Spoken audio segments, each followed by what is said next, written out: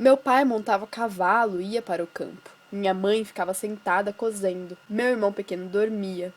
Eu, sozinho, menino entre mangueiras, li a história de Robinson Crusoe. Comprida história, que não acaba mais.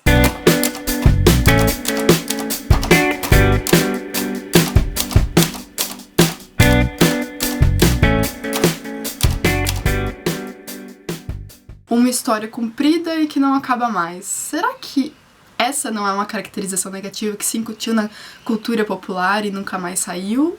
Será que o livro é realmente comprido? Dá essa impressão de que não acaba mais? Ou ele é apenas um livro descritivo? Acho que quase todo mundo já conhece mais ou menos a história de Robinson Crusoe. E eu também já conhecia por cima. E o por cima eu quero dizer que eu só sabia que ele era um náufrago, que ele sofre um naufrágio. E acabou. Eu não sabia mais nada sobre a história. E é isso que eu fui surpreendida por ela. Não tem como um livro de 350 páginas por aí só se tratar sobre um náufrago. Ele traz muitas outras coisas à tona e isso é muito bacana no livro. Então ele vai contar a história do Robinson Crusoe, que é um filho de família de classe média, né, da Inglaterra, de Yorkshire, né, propriamente dito. E ele sempre teve essa ânsia por aventuras, ele sempre quis ir pro mar pra navegar e descobrir novas coisas e não ficar só enraizado em sua terra, cômodo e tudo mais. Só que o pai dele fala: filho, você tem a vantagem de não ser nem tão rico nem tão pobre. Você tá numa posição social vantajosa. Fica aqui com a gente, não vai atrás de aventuras e do desconhecido, porque se você ficar aqui, você vai ter uma vida cômoda, você vai ter aí chances de prosperar e de se tornar um homem, assim, rico, talvez, mas nem só isso, mas de ter uma vida confortável. Só que ele fala que não é isso que ele quer pra vida dele, então ele vai atrás de novas aventuras. Crusoe faz diversas viagens e até chegar ao seu naufrágio, realmente, ele passa por muitas outras coisas. Inclusive, ele se torna servo, ele se torna escravo, na verdade, não servo, não só servo, mas escravo,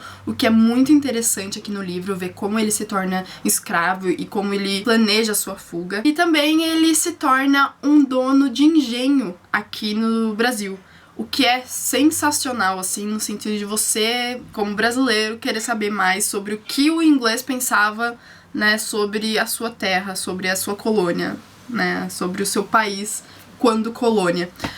E se você for parar pra pensar que o Defoe, que é o autor do livro, nunca esteve aqui no Brasil, nunca foi um náufrago, isso se torna bem grandioso, né? É sim a perspectiva do europeu frente às colônias. E não só isso, mas também a personagem Robinson Crusoe é a visão do europeu, do colonizador. E fica muito claro, marcadamente claro aqui, isso porque a gente vai perceber que Robinson Crusoe não é aquele náufrago coitadinho, enfim, ele tem pensamentos aí que a gente abomina. Então é interessante perceber isso, notar durante o livro. E é assim explícito, sabe? É nítido, você percebe isso. Como Robinson Crusoe é uma personagem um tanto quanto, sabe, cri-cri. Não tem como você gostar do personagem. Se você gostar, assim, é complicado, porque ele é preconceituoso, ele faz as pessoas de escravos, sabe, de servos, ele domina, ele é um grande dominador, então você percebe que o Robinson Crusoe não é uma pessoa tão boa assim. Ele me surpreendeu algumas vezes, né, com algumas atitudes sensatas, mas só também. E falando em sensatez, a grande característica do Robinson Crusoe aqui seria a capacidade de racionalizar. Porque o livro, ele não só foi escrito na época como um viés para divertir, mas também para instruir religiosamente. Durante todo o livro, o Robinson Crusoe vai encontrar a sua religiosidade, e o interessante é que através da sua racionalidade. Então ele vai chegar até Deus através da razão e vai transmitir pra gente a noção de que o homem é uma tábula rasa, de que qualquer conhecimento mesmo se adquire através da razão, inclusive o da religião. E uma coisa importante dessa religiosidade que está inserida no livro seria quanto à introdução de um realismo psicológico, que seria a capacidade do personagem olhar para si mesmo. Então vai ter muitas passagens reflexivas E a religiosidade está inserida, assim, é um viés para que isso aconteça. O indivíduo, então, ele é autorreflexivo e tem essa introspecção na história, assim, o que é bem bacana. Eu sempre gosto dessas passagens, dessas características psicológicas inseridas em livros, em obras, enfim.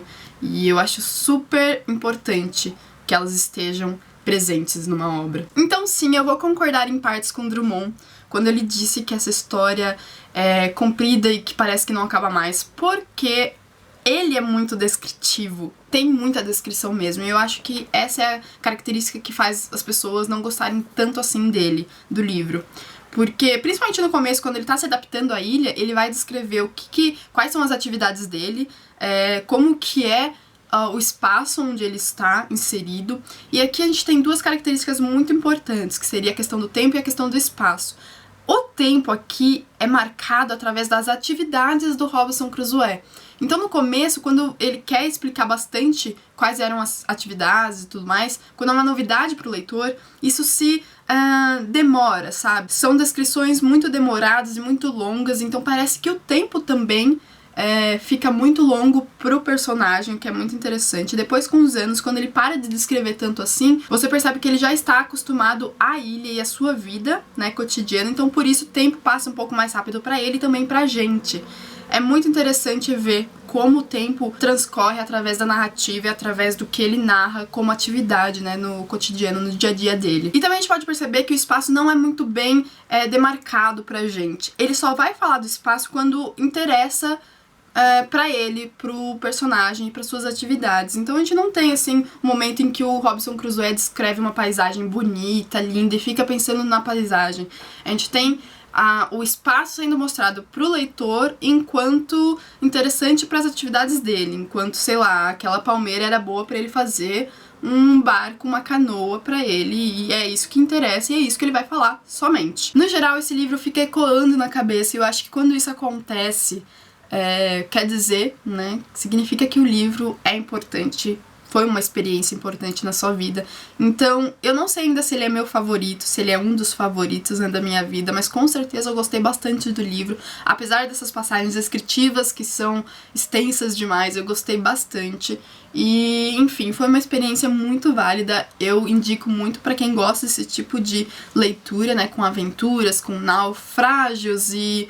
Enfim, é muito interessante e eu gostei bastante porque é um livro que a gente conhece por ouvir falar e por influenciar muitas outras coisas, tipo O Náufrago, né, o filme O Náufrago, que é super conhecido, mas que realmente a gente não conhece a fundo o original, o texto original, que tudo bem aqui foi traduzido, mas pelo menos, né, é a tradução do original. Então eu gostei bastante e eu indico muito pra quem, né, tá interessado na leitura. Eu vou ficando por aqui, eu espero que vocês tenham gostado dessa resenha. E se vocês gostaram, não se esqueça de dar um joinha que vai me ajudar bastante na divulgação, se inscrever no canal se ainda não é inscrito e até a próxima. Tchau, tchau!